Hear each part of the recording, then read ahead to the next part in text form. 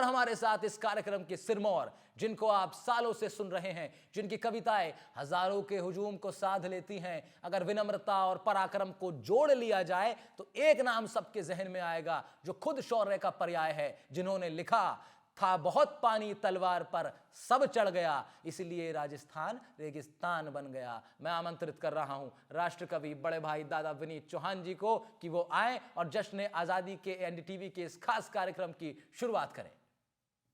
हमें लगता है कि कई बार तिरंगा हवाओं के कारण से ऊपर उड़ता है, लेकिन हमारे शब्द के सारथी कहते हैं कि उसे आसमान शहीदों की सांसें देती है।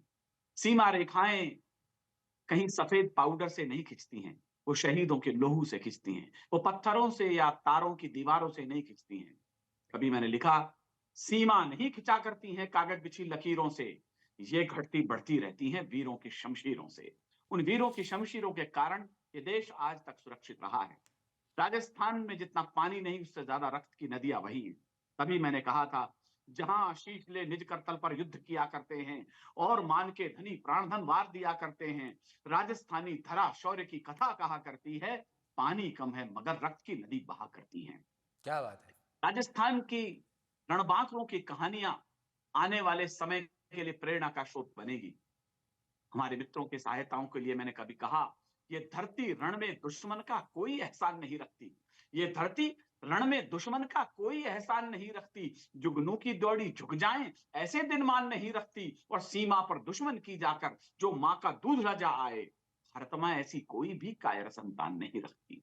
जब हमारे रणबांकुरे सीमाओं की तरफ बढ़ते हैं, हमें ऐसा लगता है जैसे भारत मां की चुनरी की रक्षा के लिए एक एक वाशिंदा वहां उनके साथ लड़ रहा होता है।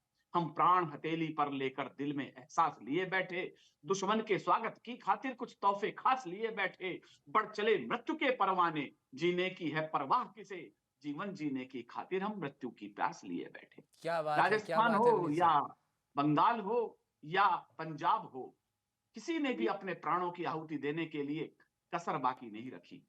हमारे मित्रों ने कभी लिखा, यहाँ सैनिक सीखता है लोरियों में राष्ट्रभक्ति, शौर्य पौरुष का यहाँ संदेश देती मातृशक्ति, यहाँ की वीरांगना रण की महत्ता जानती है, वीर के बलिदान को सौभाग्य अपना मानती है। क्या कहने लेकिन हैं एक सर, बात, क्या कहने विनीत सर।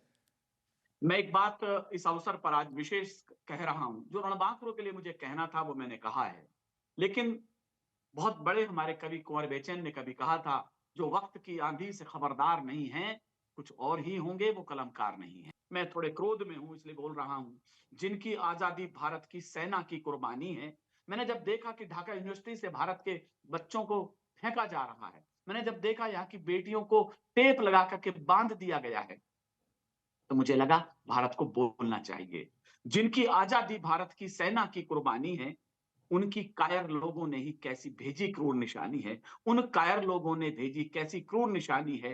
अचरज है जिनकी रोटी पर हम लोगों के नाम मिले, उनकी सारी पीढ़ी में ही पूरे नमक हराम मिले।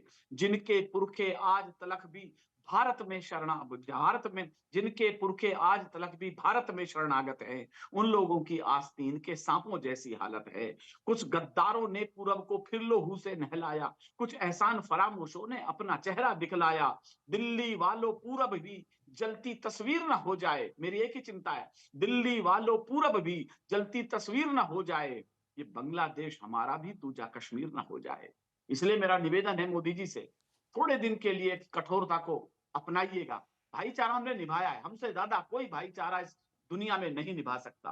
मैं तो अब भी कहना चाहता हूं, बहुत हो चुका मोदी जी, ये भाईचारा बंद करो, आस्तीन के इन सांपों को दूध पिलाना बंद करो।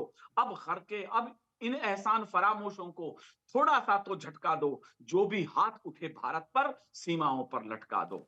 और मुझे एक प्रसंग याद आ गया, जब भगत सिंह जेल में थे तो उनकी माँ विद्यावती उनसे मिलने के लिए गई। उन्होंने, क्योंकि माँ माँ होती है, उन्होंने कहा कि भगत, तुम कहो तो मैं किसी तरीके से सुभाष से मिलकर कोई ऐसा रास्ता निकाल लूं कि तुम्हें इस जेल से बाहर निकालूं, फांसी से टलवा दूं।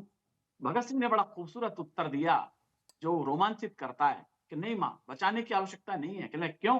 उन्होंने कहा, तूफान अगर जिद कर बैठे तो अड़ना बहुत जरूरी है। ये भगत सिंह बोल रहा है, क्या यानी बात है। भारत बोल रहा है। तूफान अगर जिद कर बैठे तो अड़ना अड़ना बहुत जरूर। जरूरी है, क्रांति काल में क्रांति मंत्र का पढ़ना बहुत जरूरी है, और अगर काटनी है माता की जंजीरें तो मेरा फांसी पर चढ़ना बहुत बहुत जरूरी जरूरी है। है, अगर क्या बात है। काटनी है माता की जंजीरें तो मेरा फांसी पर चढ़ना बहुत जरूरी है। भारत ऐसे ही नवयुवकों के कारण, ऐसे ही शिराओं में रक्त को उबाल देने वाले नौजवानों के कारण आजादी के इस दरवाजे तक पहुंचा है। इसलिए मैं कहना चाहता हूं, जो लोग कहते हैं तिरंगा नहीं उठा सकता कोई कश्मीर में, क्या कहा तिरंगा घाटी में अब और नहीं लहराएगा? क्या कहा कि जनगण मन घाटी में नहीं कोई दोहराएगा? जब तक एक भी बेटा जिंदा अपने हिंदुस्तान का, अमर तिरंगा काश्मीर में सदियों तक लहराएगा। अमर तिरंगा काश्मीर में क्या सदियों तक कहने हैं, क्या लहराएगा। कहने हैं दादा। क्योंकि नया भारत है, हम नए युग का यहाँ निर्माण करने चल पड़े हैं। राष्ट्रभक्तों का खुला आह्वान करने चल पड़े हैं। राष्ट्रभक्तों का खुला आह्वान करने चल पड़े हैं। और जयद्रथो सुन लो, मगर है अंत निश्चित ही तुम्हारा। पार्थ फिर गांडीवले संधान करने चल पड़े हैं। क्या पार्थ बात फिर है, गांडीवले संधान संहार करने चल करने पड़े चल हैं। पड़े हैं। आपका बहुत शुक्रिया कि आपने मुझे ध्यान से सुना।